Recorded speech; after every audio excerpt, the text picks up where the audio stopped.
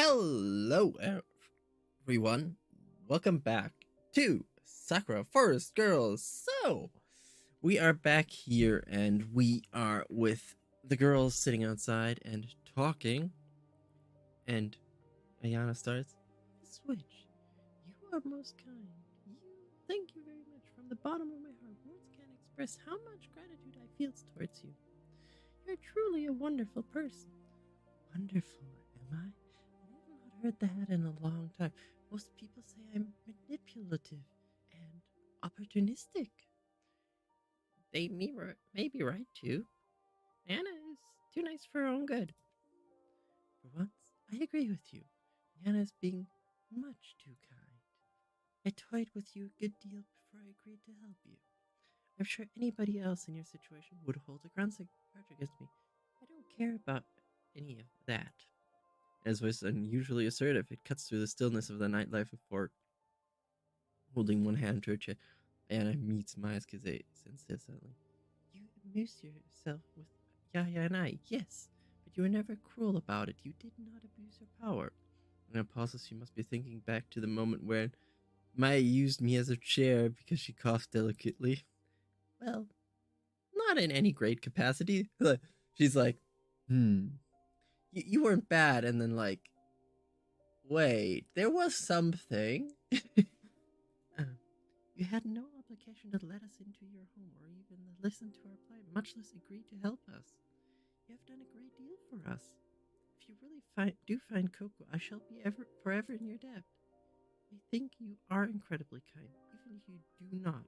I am very, very glad I met you. Well, gee, what do you know?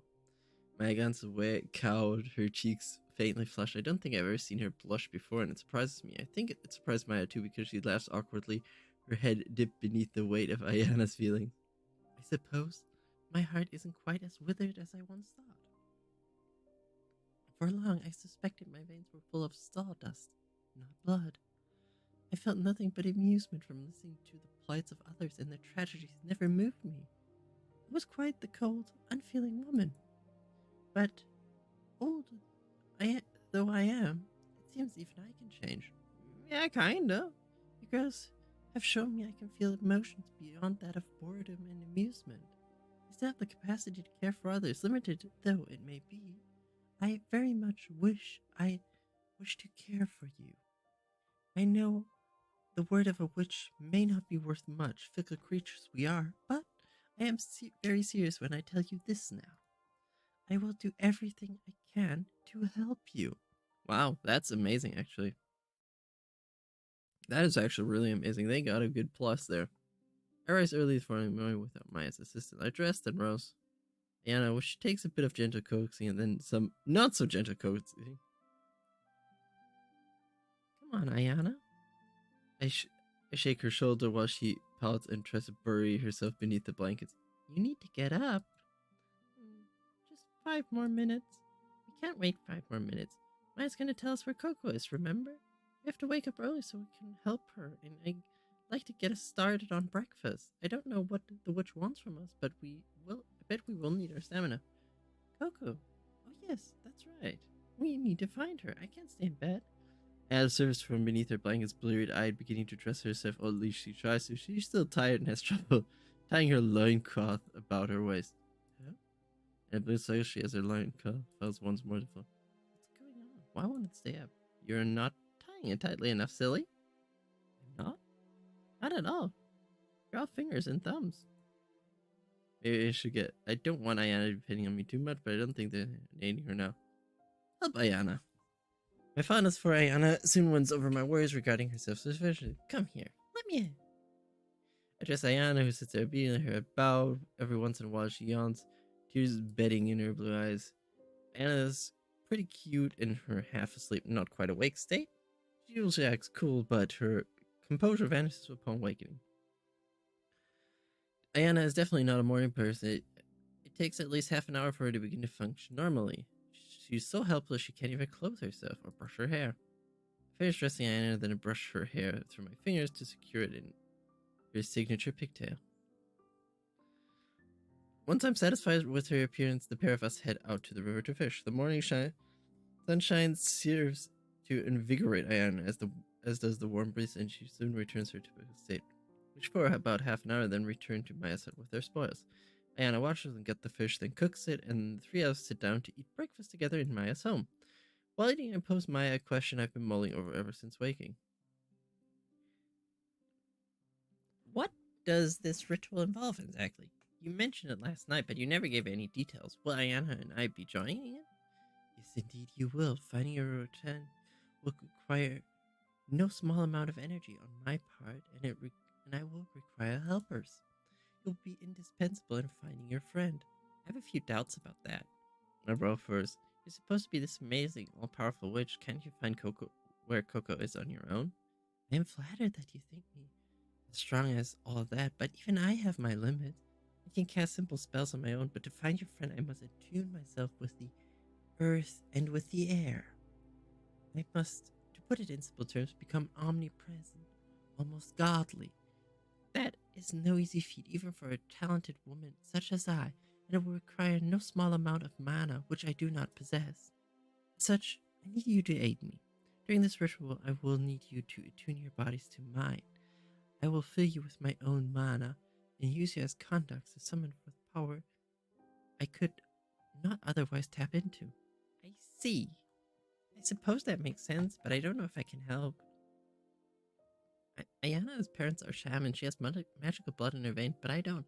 I'm an ordinary person, as mundane as they get. Never had prophetic dreams, and I can't see spirits. I'm totally impervious to mana. Will I be really of use?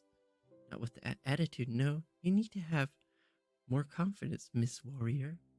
What happened to that fierce, determined, obnoxious girl I first met? Hey, I'm not obnoxious. Barge into my hut uninvited and threaten to spit in my eye?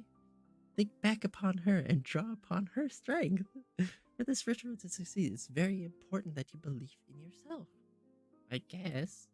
I picked at my fish. Its large unblinking eyes stared back into my own. It's funny to think that only half an hour ago it was swimming along in the river full of life. Now it's dead, and half of it is in my stomach. I hope Coco hasn't fallen into similar misfortune. I heard tales about villagers deep in the woods whose people practice cannibalism. Huh. I sigh. I was feeling pretty hungry when I woke up, but now my stomach is all tight and enough. What will happen if I rest up the ritual? I'm not cut out for all this witchy stuff.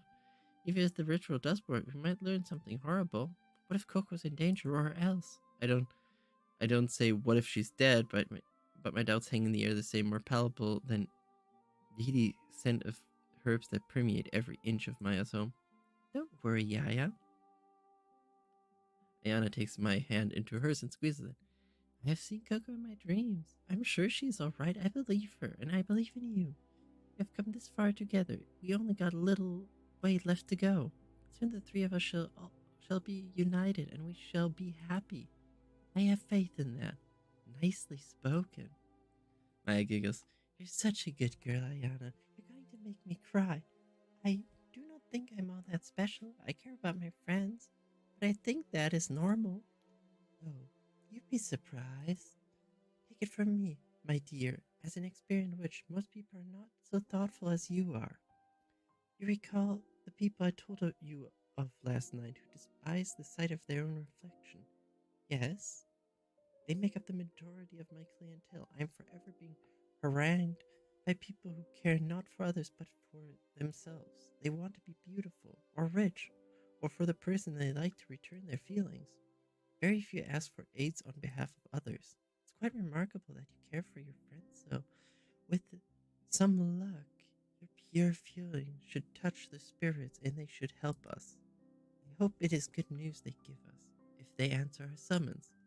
It will be, I'm sure of it.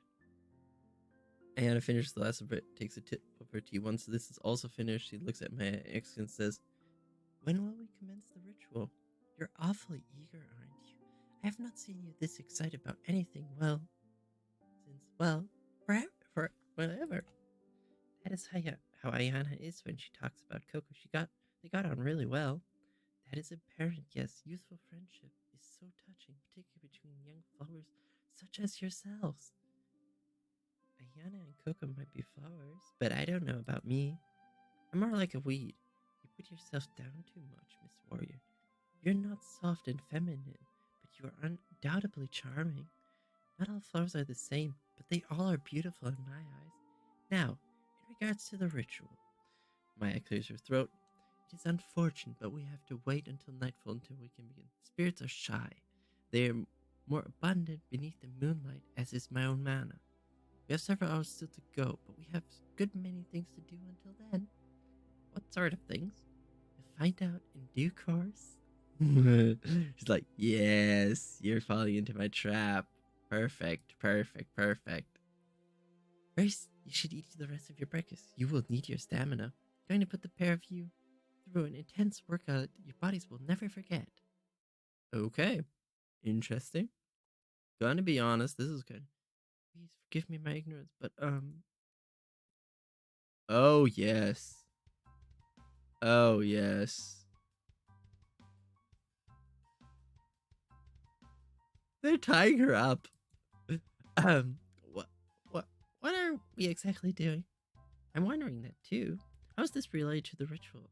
By this, I'm, of course, referring to the position which Ayana, Maya, and I found ourselves in. As sandwiched between Maya and I, arms tied behind her back with a length of rope. Steel manacles are tied to her ankles and fastened about nearby totems, which further restrict her movement. Bound as she is, Ayana can't squirm away from Maya's caress.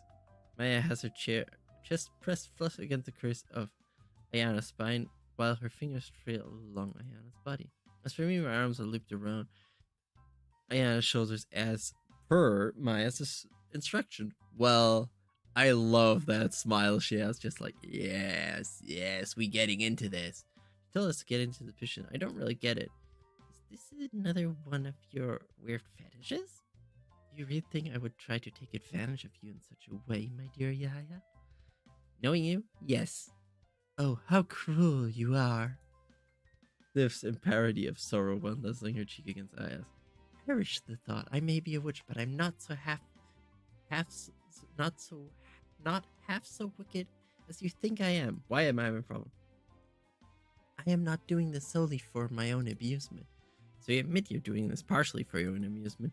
But of course, why would she deny ourselves small pleasures once in a while? Maya's fingers began to wander Ayana's by whimper.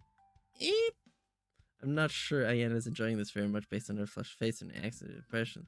Her eyes keep darting here and there like a hunted rabbit, desperate to make her escape. She looks petrified. But this has relevance to the night's ritual, too. You recall what I said earlier about pouring my own mana into your bodies? I remember, yeah. For that to work as it should, first the three of us need to familiarize ourselves with one another's flesh. We must come together, soul and body, so my mana meets no resistance when it tries to fill you. We must become very intimate indeed, or the ritual may not work. It seems there are a lot of caveats attached to this ritual. I did not realize magic was so finicky. Manipulating mana is an incredibly finicky process. There's a lot that can go awry, particularly when multiple participants are at play.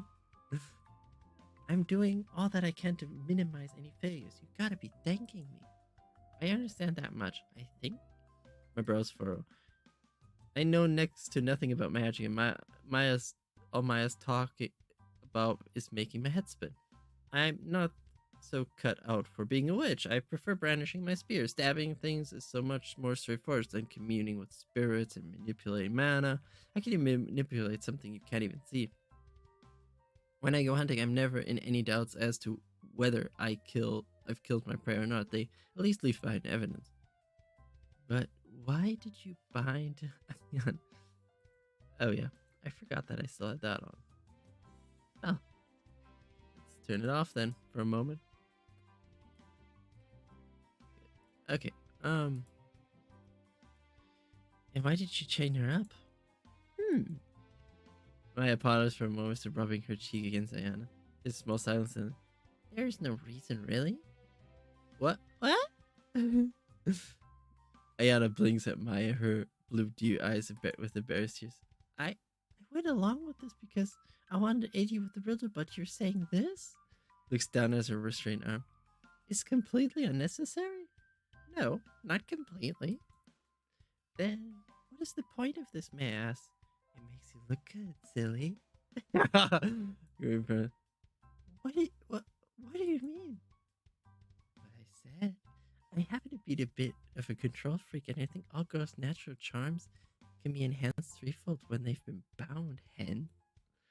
This is quite impossible for you to run away.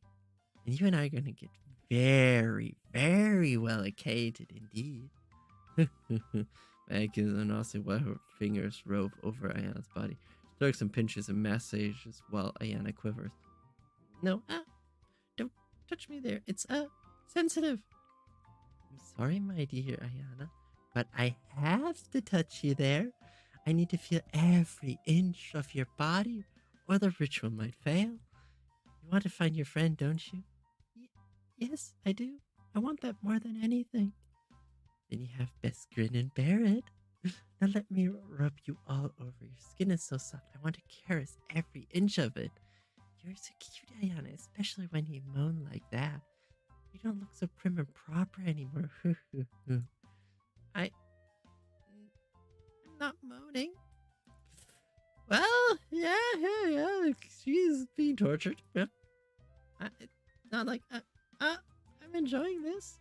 I'm really only doing this for Coco's sake. It doesn't feel good at all. It's just strange. My body is starting to tingle. Why does it feel so hot? That'll be your magical separators, beginning to open up onto my caresses. Maya leans in, her chest pressed flush against Ayana's back, bringing her lips within an inch of Ayana's ear, dipping her voice into a sultry whisper as she says, "Your body's getting ready to accept my mana. I'm going to fill you with it until you can take no more. It might feel a bit funny at first, but I'm sure you'll come to like it if given enough time. Most people do." Most people? I raise an eyebrow. You mean you've done this before? I've done all sorts of things in my time, some of which would make that lovely hair of yours curl. I doubt you can imagine the reign of my exploits, Miss Warrior. But I shall give you a taste right now. If you are curious, please enjoy. Please observe and join if you will. We need to attune all our bodies. Right, I'm swallow. I'm starting to feel a bit flustered myself. Ayana's mom aren't helping. How do I feel about this exactly? Ooh. Let's do double. Never done it with one woman, let alone two, but it feels surprisingly good. Ayana's soft moans are to die for, and Ayana looks more attractive than ever beneath the sunlight. They're both so pretty, I'm starting to feel lightheaded. I want to indulge in these newfound feelings, confusing though they are even more. Maybe I should offer to get more intimately involved in all this. Do you want me to touch Ayana too? You would be so kind? That would help us a great deal. Let us all get to know one another. Well, that was interesting. Let's go with interesting. Once we finish with that, whatever that was, Maya leads Ayana and I to the riverbank. And what will happen at the riverbank, we will see in the next episode. So thank you so much for watching. Like and subscribe if you want to. I hope to see you in the next one. Bye-bye.